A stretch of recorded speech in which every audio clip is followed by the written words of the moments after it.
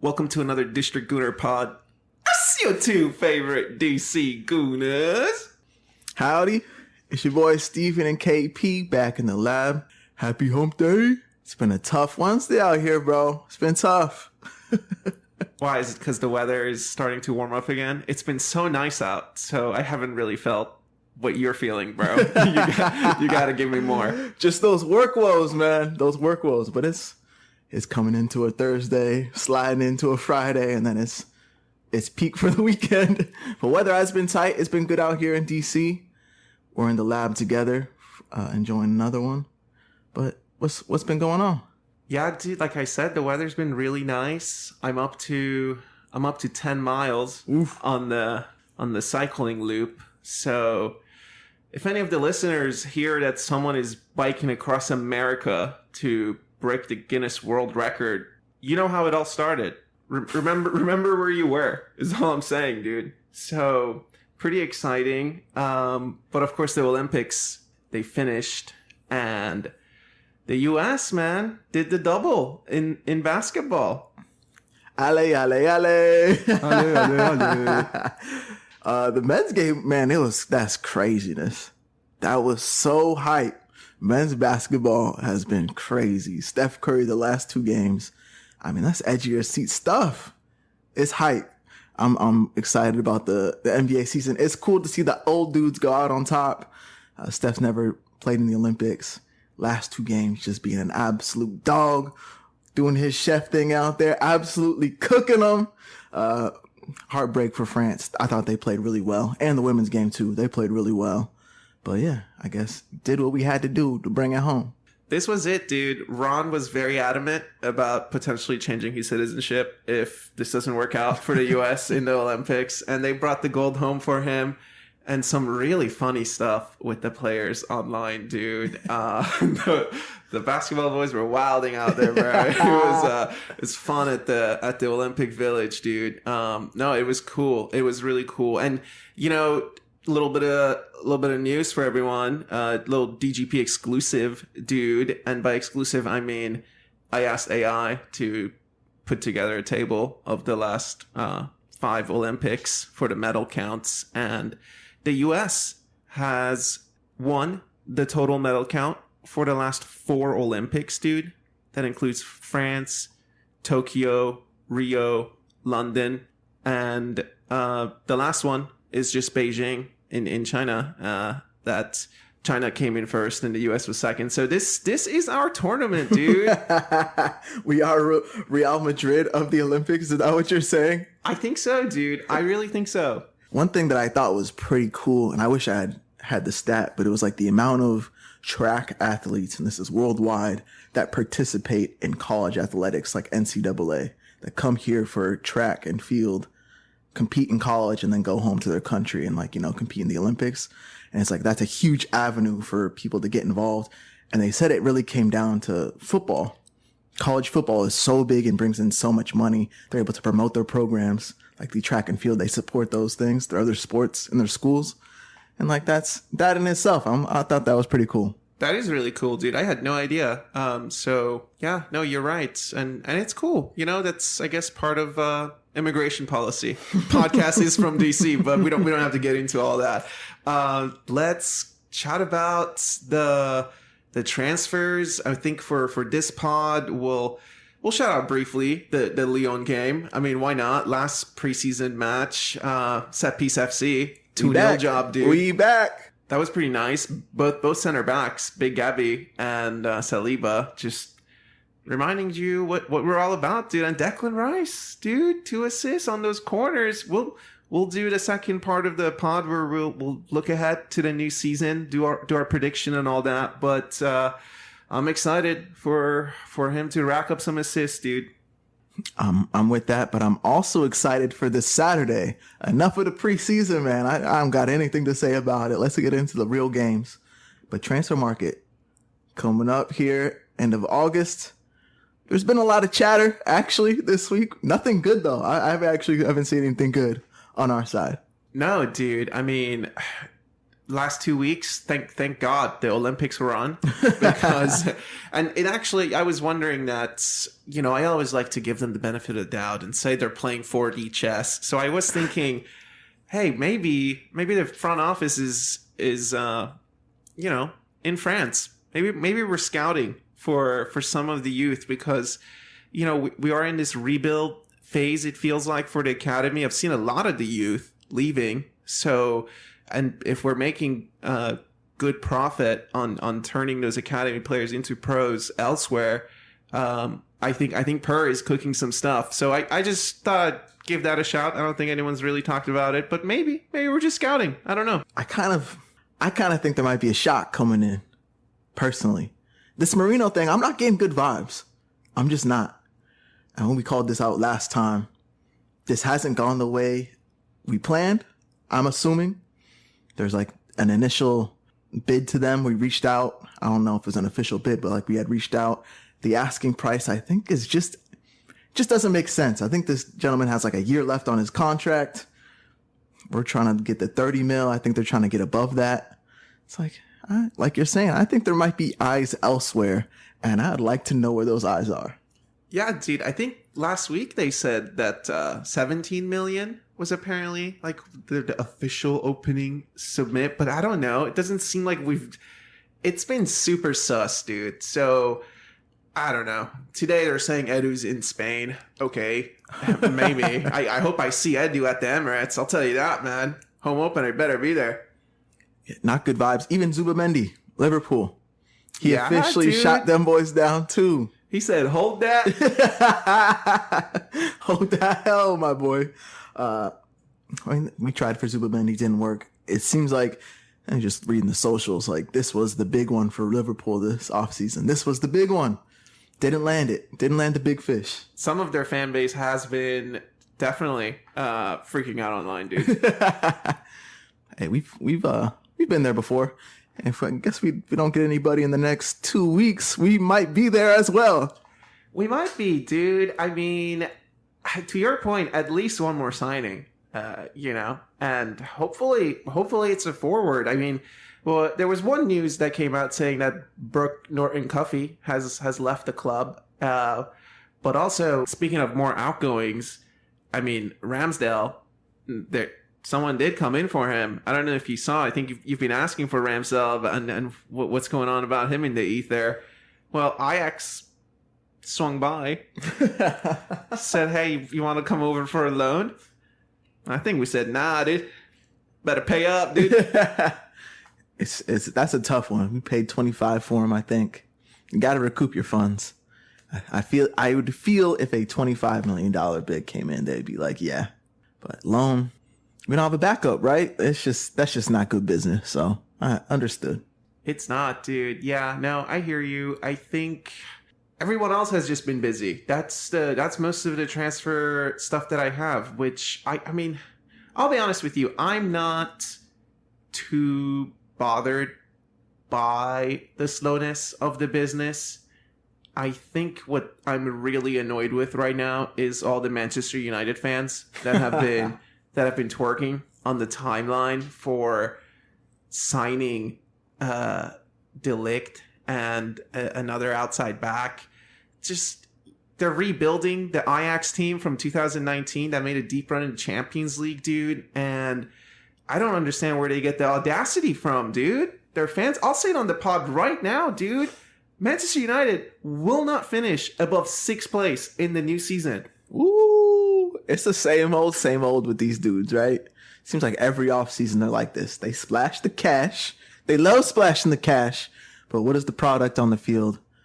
I mean, if there's any signal of what the last, 2-3 years with them have been, splashing cash, no results. I mean, I guess props to them for not actually shelling out 100 mil for a player this year. So I will give them kudos to that. But I don't think the needle has moved much at all for them. No, I don't. I mean, we'll see. I'm very excited about the first game of the season. I think Fulham going to Manchester United. That'll be a fun watch, dude. Smith Rowe sighting. Oof. Little winner. Will we to Smith Rowe winner? Maybe. We'll see, dude.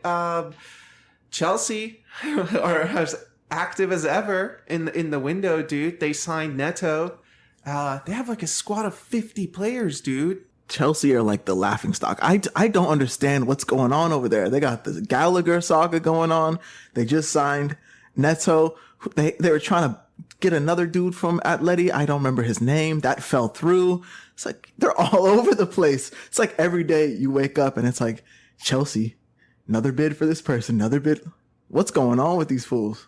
I don't know, dude. And honestly, like I feel like this is my feeling that I don't need to read like 50 pages of rules. I just feel like on face value, what I'm looking at, I'm thinking something weird's going on there, dude. Something weird is going on. I think it's written when they did the whole hotel thing, when they sold that and like put that on their books. Like, that's not real. Like, that's all artificial. The fact that they were allowed to put that on their books is insane. Nah, Chelsea, kind of in line with Man U with that, what I was just saying. Like, kind of just a laughing stock at this point. The last few years, it's the mentality seems to be the same for them. What, 3-4 years running? They buy young. I like that. But why do you have 50 young people on your squad and you can only field 11 of them? So it's like, what's happening to the other 40 of them, right? Absolute bin. And the absolute bin, the rest of them. Like, what goes on? What is a training session like? I want to know. I want to stop by the park, dude. What are you guys up to over here? Madness. Absolute madness. We got Tottenham noise. Solanke, that's your boy. What do you think? You getting a little nervy on that? I'll be honest with you. This is why I can say it with my chest that United will not finish above 6, because I think Tottenham will be up there in the top 6 again. I think that this is a great signing for them, dude. 65 million. I mean, we'll see how he can deliver, if he can back up the run that he had last season. But again, on face value, it feels like they've upgraded. So you know, it's a footballing pod, dude. Ron's not on, so we don't have that much hate in the ether, dude. It's all love right now. That's funny, man. He's getting a lot of shout outs today. He's gonna be listening. He's gonna be hot. So we got Solanke, Son, and they have Richarlison. That's kind of when I saw that they were interested and bought him, they have a strong front line in my opinion already, like a pretty significant one. Richarlison's supposed to be the 9 of Brazil. Obviously didn't happen in the Copa. I don't know if he's a 9 anymore. I feel like they're going to be playing him on the wing or something. But I kind of like the pickup, to be honest. I like Solanke. I think it's a good move for him. Like so he went from Chelsea, put in his time at Bournemouth, scored goals, had a great last season. 65 mil. To be honest, I don't know if I'd be ecstatic with that signing personally as an Arsenal fan, but like for him, I think it's cool. I think Tottenham is such a forward playing team. Ange Ball, who cares about the back line? They're gonna get scored on, right? It's gonna happen. But they also put in a lot of goals, so let's see what the kid got. Yeah, it'll be fun. I mean, we'll see him just in about like 6 weeks, dude. I mean, that North London derby is pretty early, as you might recall. So we'll see. Did you see that Szczesny is available? He left Juventus, so he's a free agent, and some of the fan base has been, I mean, dude, Arsenal fans, man, such romantics, bro. Wanting to just welcome him back immediately. Maybe we should take a look at him, dude. The memories are still there. I didn't see that, but I mean, no, I don't think that's. I'm not interested in Szczesny coming back to the club. I'll keep the memories like they were. Shout out Szczesny. But how about our boy Eddie? What do you think? So Marseille, did they actually buy that striker, by the way? Do you know, from Lens? From Lens, which, I mean, I liked him. I remember when we played him. Low-key a good prospect, dude. Yeah. Good on them to have that kind of plan and go for it. Like, maybe at the end of the day, they were in the market for 2 strikers, you know? So it's tough, dude. Eddie's quiet, man. I don't know what to tell you. I don't need to say any more about Eddie, dude. It's in the grill master's hands now. Let him cook. Before we end transfer talk, I got a question for you. It's about moving the needle for this next season. I think the last 2 seasons for Arsenal, we've made signings that have moved the needle for us, right? You can think of the Trossard, Jorginho. Maybe they weren't what we expected, but they ended up moving the needle for us. Rice last summer, huge signing, moved the needle. Our back line signings, big. This year, all we got is Calafiori. Let's just say we get Calafiori, and I'll even throw in Marino. 28-year-old center mid. Going to be a starter? I don't really know. Seems like he's kind of a squad guy. Can do a rotational job. Is that enough to put us where we need to go? Where do you think we need to go? When you think about next season, how many trophies do you expect, I guess, to then say, yeah, is that enough or not? Are you looking for just the league? If your ultimate goal is that next season, I want the league, I think this team is good enough where it is the squad today to win the league. They lost by 2 points, dude. And the season before that, they were in it just as much, dude. And this is the thing. We have a very good team, dude. And it's time to recognize it. And it's time to just back them and believe that they can deliver it. They can get over the line. I think they can. How do you feel? I thought I got you with that one. I'm actually shook you came out with that answer. I thought I was going to get you some gotcha journalism here on DGP. I am with you. And this is just reading the socials and stuff. Folks freaking out. We only got this one player, blah, blah, blah. It's 2 points. 2 points that were lost, and we lost it in December, right? Does the one player change December? Does 2 players, 3? No, that doesn't change December. It was a collective squad. Everybody let us down. I think the level completely dropped. Does the new signings completely change that level for December? I don't know, but we were there. We're in the race. We're talking about you can potentially throw in Champions League. I do think we maybe need some extra bodies this year with the extra games. So maybe that is it, but I'm strictly thinking about just the league. And I'm just with the attitude of like, if we don't sign people, like we're not gonna compete this year. Like, what are you talking about? That's just crazy talk. Calafiori is a huge signing. Left back was such an issue for us. If he's the one that ends up being our left back, like we got him. I'm gonna throw in Timber. I love Timber. Everybody knows that. He loves Timber, but we didn't have him last year. It's basically like a new signing, honestly. So I'm gonna throw him in as 2. I'm hoping we can pick up a 3rd. Should be a center mid. I think we're dangerous, man. People are counting us in. Don't count us out. We're still in it. Absolutely, dude. And to your point, Timber, yeah, dude, it really is completely, at least a new body that we have in the squad now. And on the other hand, dude, I'm not sure about the center mid, to be honest with you. I just look back to last season, and I think where it went wrong for me was not having a game changer. Someone who can take on like 3 players and score, dude. Someone who can just create for himself in that way to take some pressure off of the others, or just say, like, we need a goal really bad. Like, I got it. We don't have that. I got it. And that's the kind of forward that I wanted for us to sign. So there's still 2 weeks left, 2 full weeks left, dude. Lot of time. And we'll see. Hopefully at least one signing.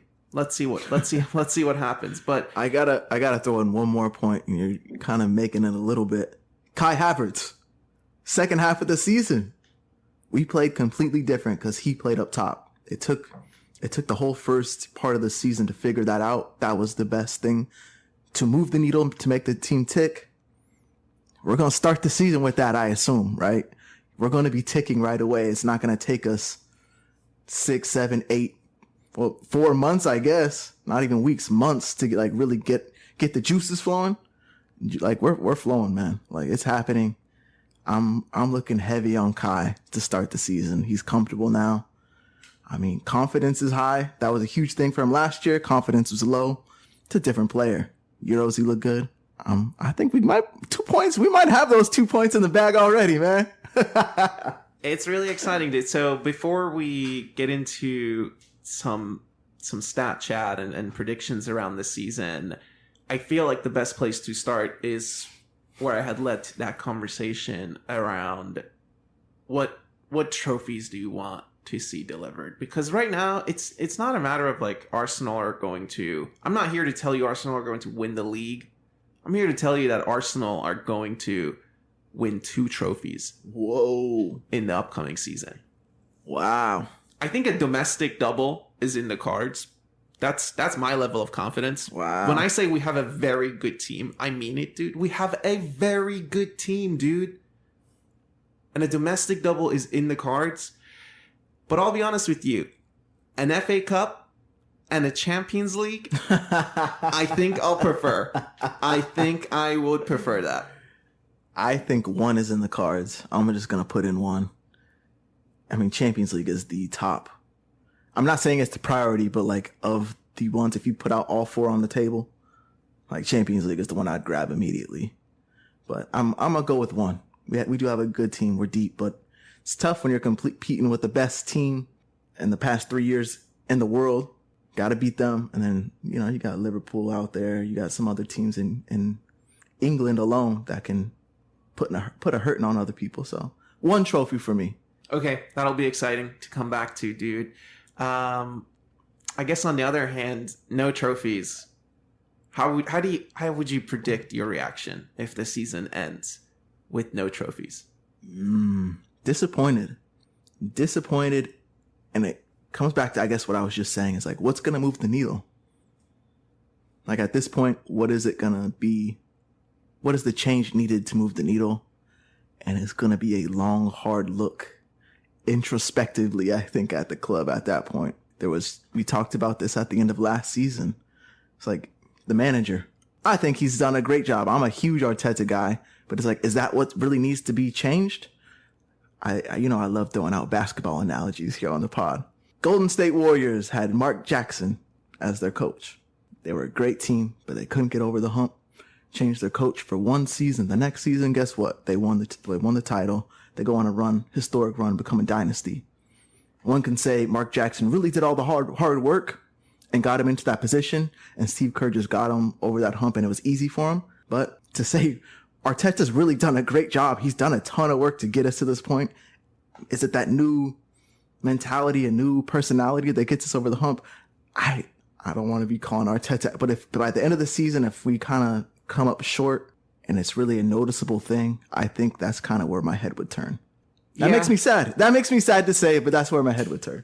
It's interesting. I think a lot of it will depend on how the storylines shape and how the season kind of plays out, right? Like, if we're nowhere near the league title come May, like if by April we've lost the league, that's not great.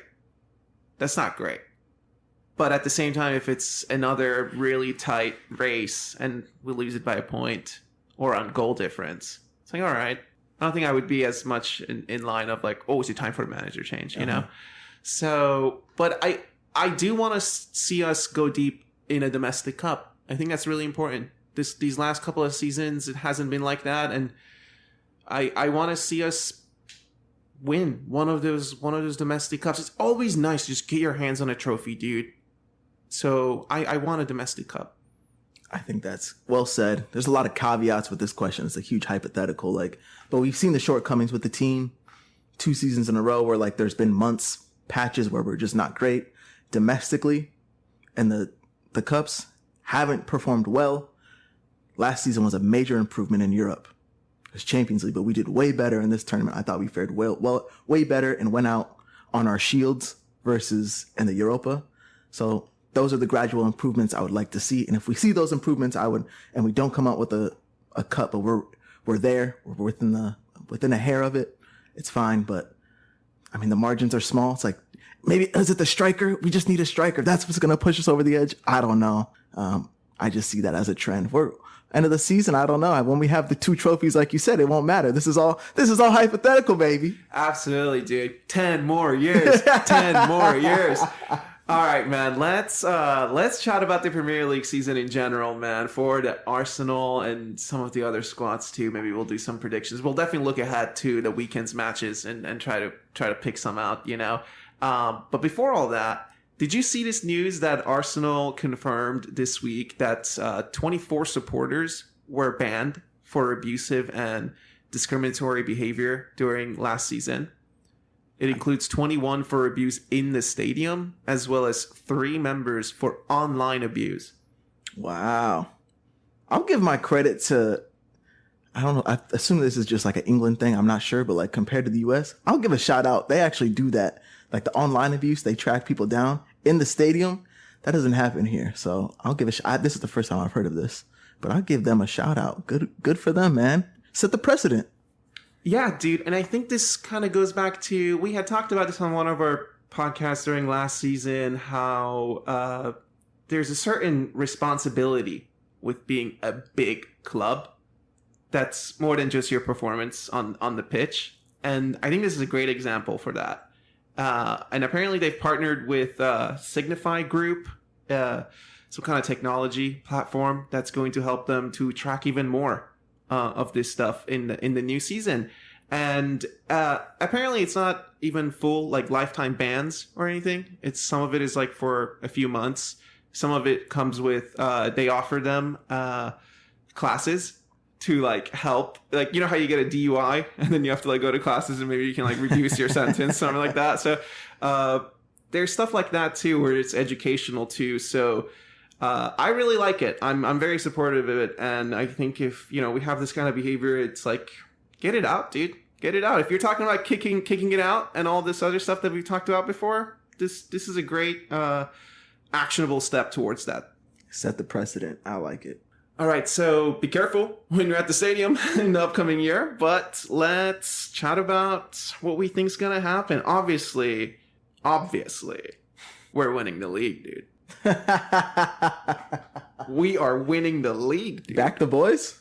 Are we backing the boys here? So I think on the last pod, I said that maybe the media will try to do like a 2-horse race, maybe a 3-horse race. And this past week, on Monday, the 2 Robbies returned to their podcast. Did you listen to them? I did not. I like the 2 Robbies. So I tuned in, and Robbie Earle asked Robbie Mastoe who he thought was going to win the league. And I'll play you a little clip of his response, and then give me your reaction on the other side. I'll give you my answer, mate, and I'll tell you why. Arsenal are going to win the league this coming season. And I'm not saying Arsenal could do it or they might do it. I'm saying Arsenal are going to win the league. And I'll tell you for why. And we're, 4 days before the start of the season. Yeah. There is still time in the transfer window for this to change. Yeah. But let's just think about the way that these 2 teams, remember, 2-point gap from last season. Nothing, nothing between them. And what's happened since then? Well, I'll tell you what's happened. Manchester City have sold Julian Alvarez to Atletico Madrid for a very big fee, around about £85 million, which of course could be used to strengthen that area. So he had 11 Premier League goals last year. And I know that there's different players there that can come in and score, Rob, but that's 11 goals that's going to need replacing. So you've got to say they're a little weaker. They haven't added anything, been very quiet in the market. Again, things could change. So they, on the face of it, right now, as we sit down now, are a little weaker. Arsenal, my friend, are a little stronger. They're a little stronger. They're even stronger defensively. Ooh, Robbie, talk dirty to me, bro. I think that is a very, very fair point. It's a very easy way to put it. Your additions, subtractions. We just took 11 goals out of our squad. Send them to Atletico. Where are we going to get those 11 goals from? I think that's a very simple way to put it. Goals win you games. I like it. You know what, Robbie? With that, I'm backing the boys to win the league. Robbie made him say it with his chest, dude. That's really funny. We talked about this last pod. It's like losing Eddie Nketiah versus Julian Alvarez. It was about just having the 2 players in your squad. Well, it's now losing them. Losing Eddie to us. I mean, how many goals will we be losing? Not that many. They lost 11. Huge. Basically, I would say he's a big contributing piece off the bench for them. That's a great point. Robbie in. Arsenal in. Top of the league. Shout out to the Robbies, dude. I want to say friends of the show. We're at least big fans, dude. I like them. I like that in the last season too. They're very honest pundits. I feel like they don't have like a big club background. They just are pretty objective in the way that they talk about everything, I feel like, and especially around the officiating. I felt like around the officiating last season, they were more comfortable taking positions against what was being seen and played out. I agree. What I like about the Robbies, and if you're not in the US, the Robbies are the commentators on NBC and like Peacock, which is how we watch the games, how we stream them, watch it on TV. It's the two Robbies and Rebecca Lowe. Shout out to her. We love Rebecca too. But what's cool about them, I think, is that they actually go off of each other sometimes. Like they actually disagree. The banter's good, but they disagree with each other. Like one will make the statement, like, no, just like the referees, they check each other on some stuff, which I do appreciate. And I would consider them objective. I don't know who they support, honestly. It's kind of a week by week basis. However they feel is who they back. So shout out to the Robbies. Shout out to the Robbies and Rebecca, dude. Pretty excited to see them return on the telly. So let's chat about Arsenal a little bit more, dude. Obviously, now that we're winning the league, who do you think is going to be the top scorer for the team? Top scorer for the club. I'm looking at just Premier League goals last season. Bakayo was our highest with 16, but in second was King Kai with 13. I'm going to back Kai to bag some goals for us.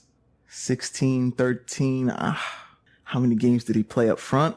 Is it crazy to say he could be our 20-goal scorer? King Kai will score more than 20 goals next season. He's going with the over. He will score Easy more money, than huh? 20 goals in the new season, dude. Put some respect on my King's name, dude. I think it's easy to say when he only played up top for half the season. I think it's very apparent he can be our guy. I love it. They don't even know what's coming, dude. 20 goals, 10 assists. Whoa.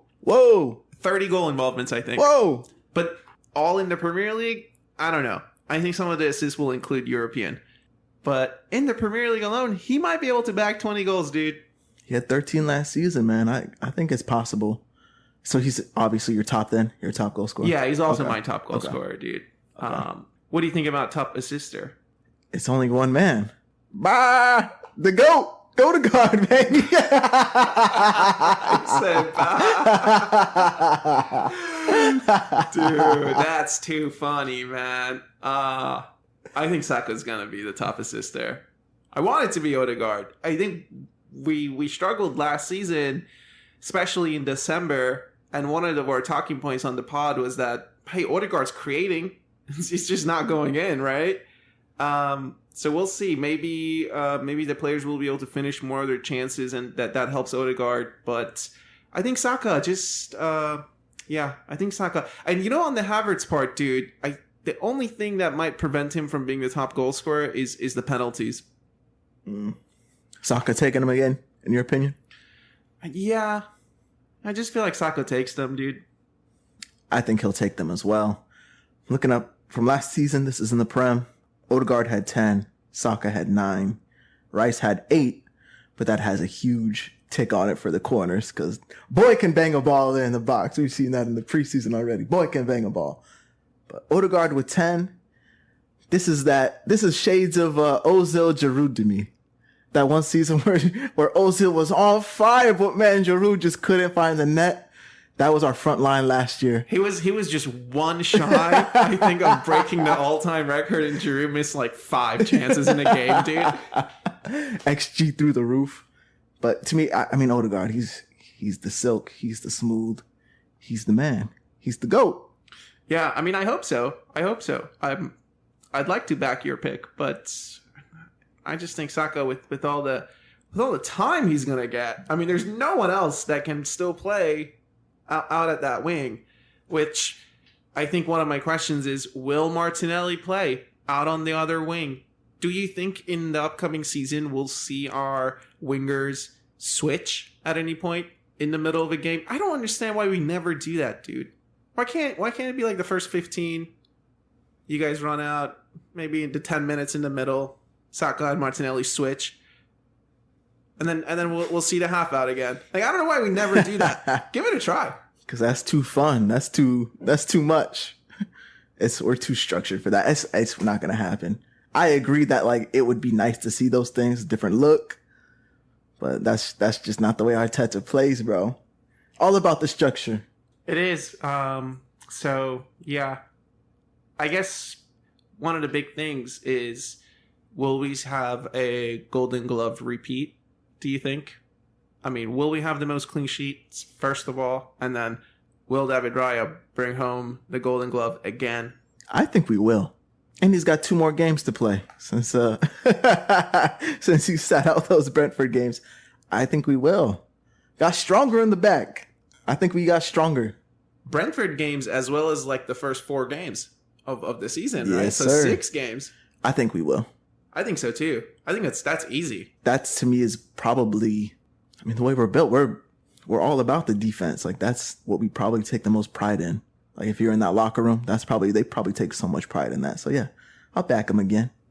Man, we're racking them up. It's the confidence is just going higher and higher as the podcast goes on, dude. I think one of the things we'll have to obviously chat about is set pieces.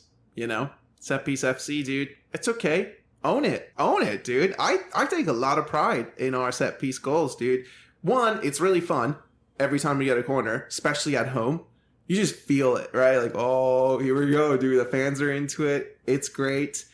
And then 2, it's really hard. It's one of those things that does sometimes come down to your passion. It does sometimes come down to just you wanting it more than the other player. And I love seeing it, dude. I love seeing it. So tell me, obviously, King Kai's getting 20 plus. Will we see 30 plus set piece goals in the upcoming season? I'm going to go under. I'll go under 30, higher than 20. So somewhere in between there. But the way you're talking, it sounds you're a man of the over.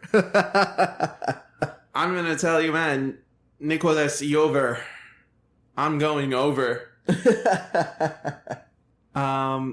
Should we do some like hot takes, or you want to do like player expectations? What are you thinking, man? Let's pick our one to watch. So last season, my one to watch was Reece Nelson, which didn't really work out here on the pod. Keon, KP, you had your one to watch. Takahiro Tomoyasu, which worked out at times, didn't work out at others. So let's pick new ones to watch this year. Who you thinking looking a little spicy coming up? It's hard, dude, because I want to obviously pick the new shiny toy, you know, but also, I mean, Timber, there's a lot of good players to maybe watch out for, dude. I mean, you could even give Ethan a shout out, but Ooh. I'm looking at this and I'm saying my one to watch is TP5, dude. Oh, wow. Going back to the well on that one. TP5, dude. If you've been listening, you knew last season I was ready to say bye-bye. Even as soon as just 2 weeks ago, I was trying to forget about him. But here we are, man.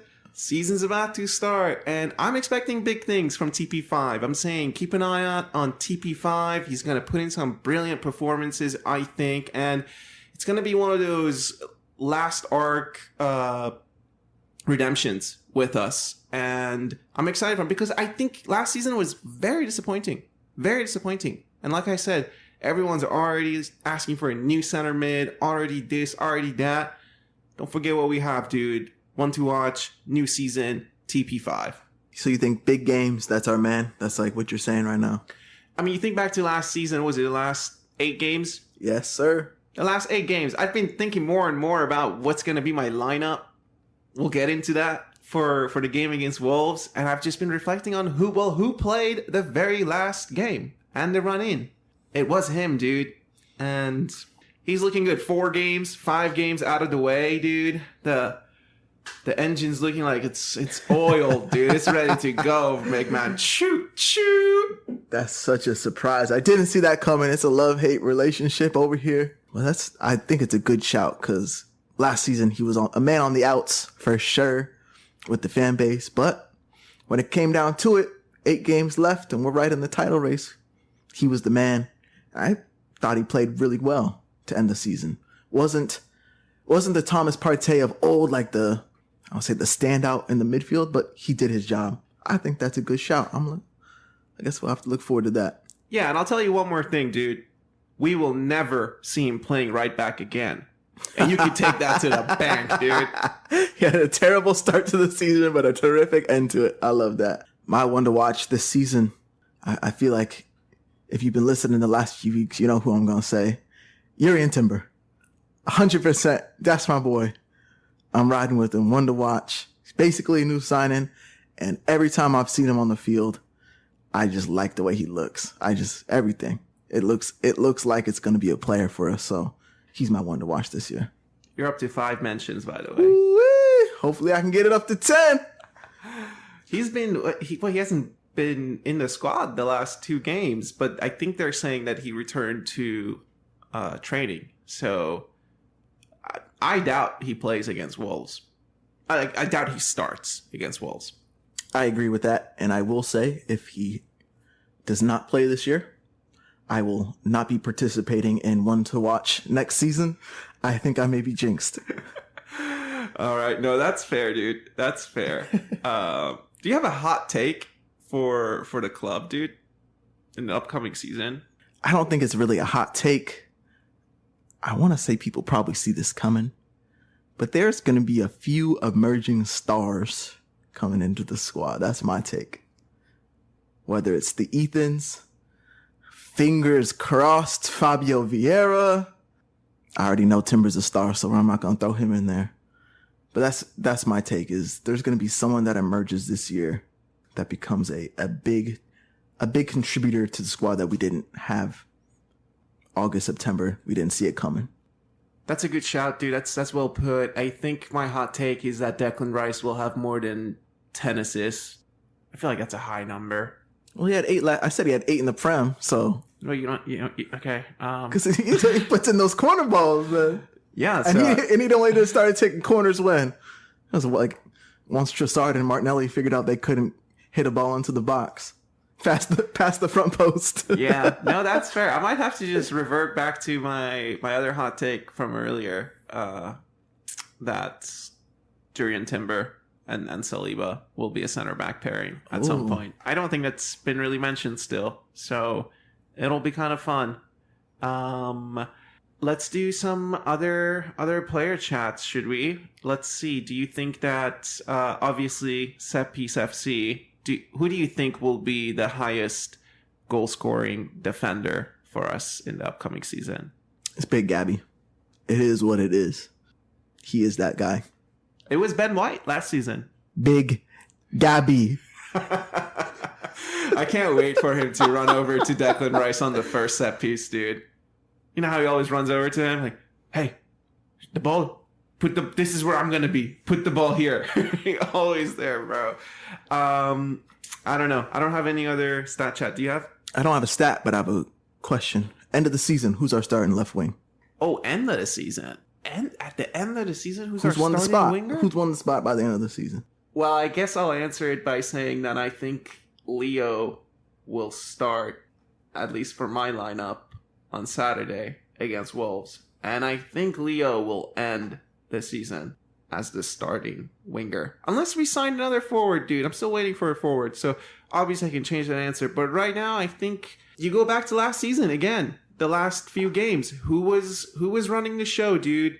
And what says that Leo should be dropped? What says he should be dropped?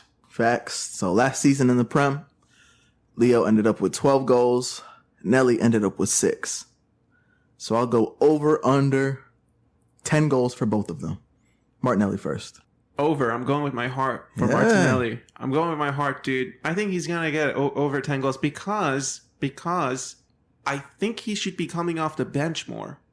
This was the big problem last season. He started like the first 25 games, dude. And I think when you're going through some of these periods, he's electric off the bench, dude. In the 60th minute, 70th minute, as a defender, like, oh, now I gotta go up against this guy coming on, dude. That's how he banged those 2 goals against Crystal Palace. And I think if he comes off the bench more, he will have more goal contributions. And I want to see the manager rewarding Leo. And whoever's in form should be playing. And I prefer him off the bench. So, bang. Reward whoever's top. I like that. Leo, you got over 10 then? yeah, I mean, if he's going to keep his spot, I suppose. But yeah, no, he doesn't necessarily have to put up that many goals to keep the spot if his performances are good. So I'm actually inclined to say in the Premier League, Leo scores fewer than 10 goals. I kind of, for some reason, that's the vibe I'm getting. He only had 1 assist in the Prem last year, which is crazy. In the first season he came in January, he had a ton of assists. He had way more assists. He couldn't really buy a goal for some reason, but he had a ton of assists. So he had 13 contributions. Martinelli had 4 assists last year. So he had a total of 10. So if you ask me, though, who's going to have more assists, Trossard's going to have more assists because that's the type of player he is. But I'm going to go under 10 goals for Trossard. Martinelli, I'm going to go over. Just wide Martinelli that's last year, bro. He's different. It's a different player. But my starting left wing at the end of the season, Martinelli, I think he wins his spot back. I think he does. And you know I love Trossard. That's also Trossard was my timber of last season, right? He was, dude. Even though you called him by different names, but it's okay. Leonardo. I bet he likes it. I bet he was listening to me like, look at this guy calling me by the wrong name. I don't know why he sounds like that in my head, but he does. So, okay, last one for me, dude. Do you think Bukayo Saka will score more than 3? I'm being generous. 3 goals with his head. I'm going to take the under. My God, I hope he's been working on the headers, dude. In that preseason against Lyon, he had like 3 headers. None of them went in. So, Bukayo, there's one place I want you to improve. It's the headers. And I'm going to take the over. I'm going to say he will score more than 3 goals with his head this year. I'm believing it. Okay. That's a hot take. That's the hot take right there. Found it, dude. Took a little bit, but we got there. All right, man. Let's chat about the game, dude. Arsenal, Wolves, home opener, season opener. What's your lineup, dude? What's your lineup? And then what do you think the manager's lineup will be? As you got named them, obviously. Can't believe we're back. Saturday morning, 10 o'clock. It's prime time, baby. Prime time. We're going to go Ryan goal, of course. Blanco, Saliba, Big Gabby, left back. I'm with you so far. Left back is the position, dude. And I'll tell you what, man, by the way, I'm so excited. I turned down brunch. Wow. I turned down brunch, dude. I'm ready. Bring on the season opener. That's a grown man decision right there.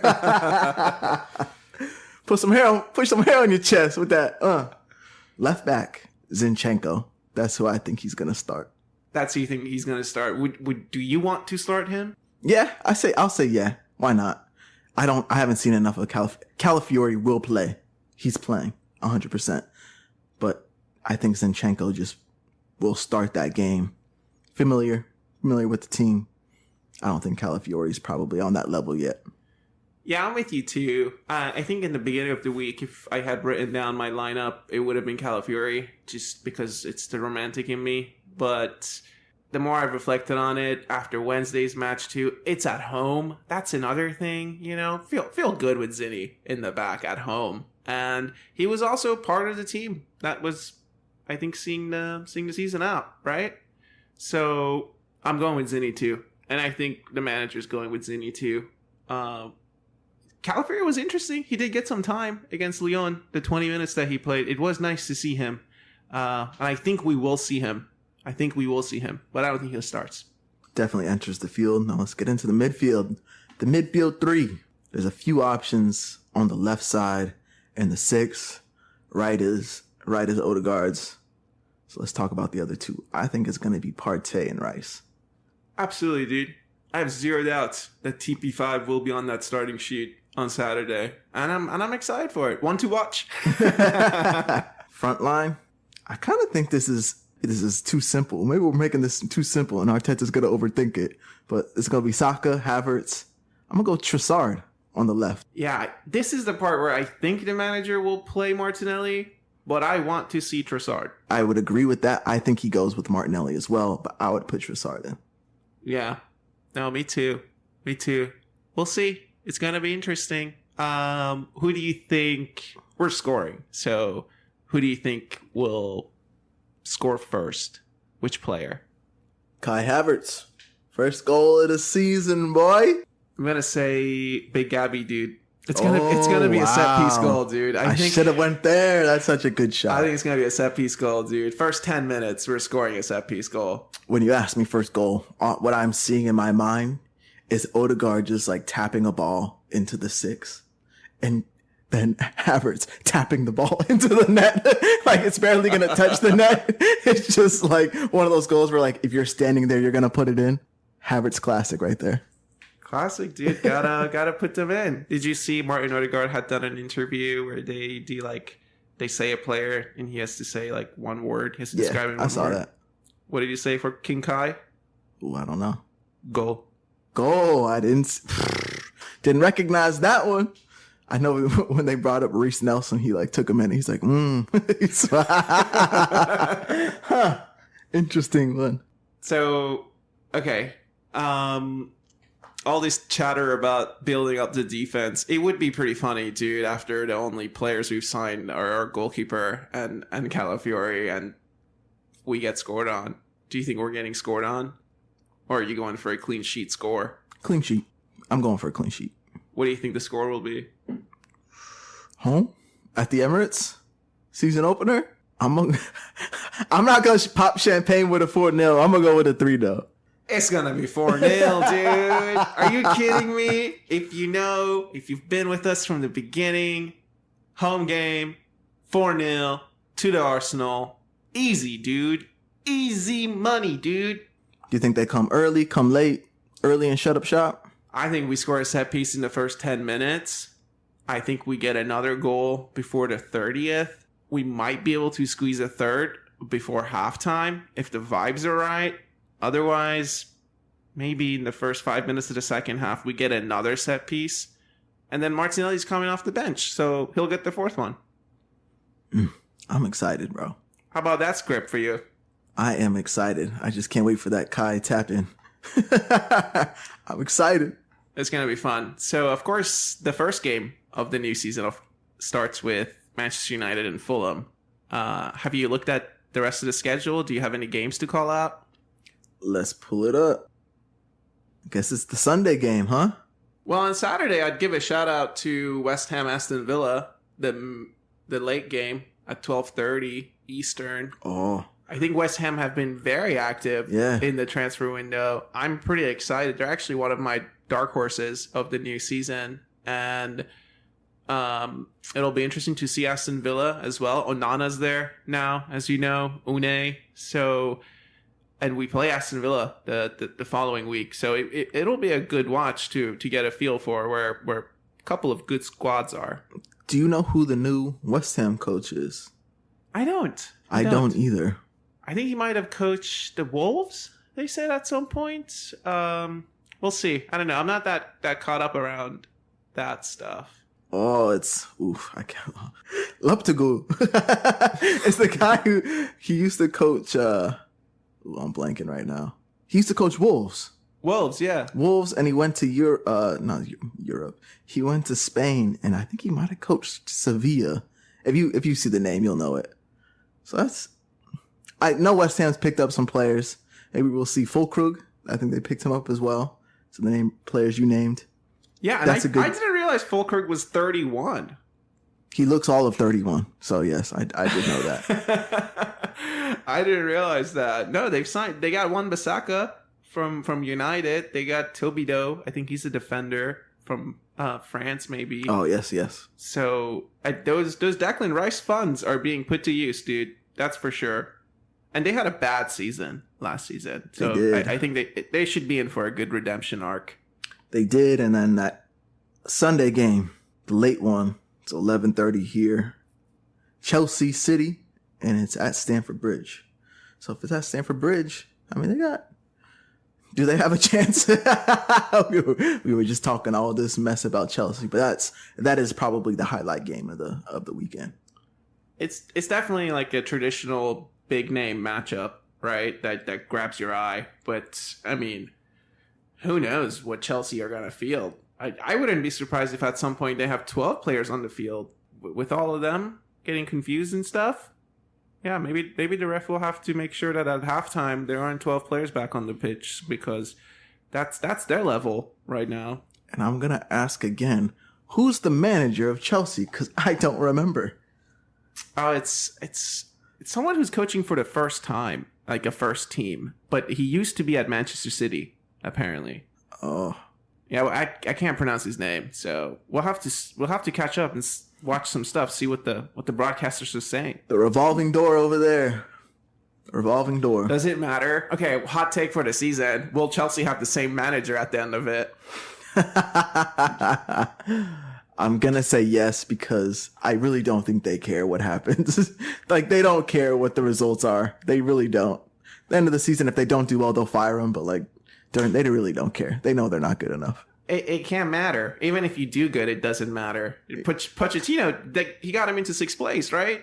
Had that nice run at the end of the season, Yes. and they said, see you later. So who knows what's happening there, dude? Honestly, who knows? I don't think they know. It's an economy. It's not really like a footballing thing. It's more about the economics of it over there. None of it makes sense, dude. All right, let's see. Hot takes. Kind of hard to say who will be in the top 4 right now. I think after the transfer window closes, and after we've seen a couple of weeks, maybe at that point we can make that kind of prediction. Because right now it just feels too early to me. I can't even tell you like who's going to get relegated. I will tell you one hot take is that obviously last season all 3 teams that were promoted got relegated. I don't think we'll see that again this year. I think all 3 will be relegated again. So we got Leicester, Ipswich. Who's the last team that came through?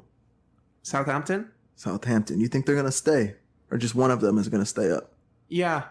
I mean, we'll have to see. I haven't seen any of them play. I think Leicester, I just feel like they have some former Premier League players, so they're just more accustomed to it, probably. That would be kind of maybe my on-face value pick to stay up. But I think I want to say Wolves are getting relegated without seeing a single game. I just have a funny feeling, dude. They're going to start the season with a loss, and that's all she wrote?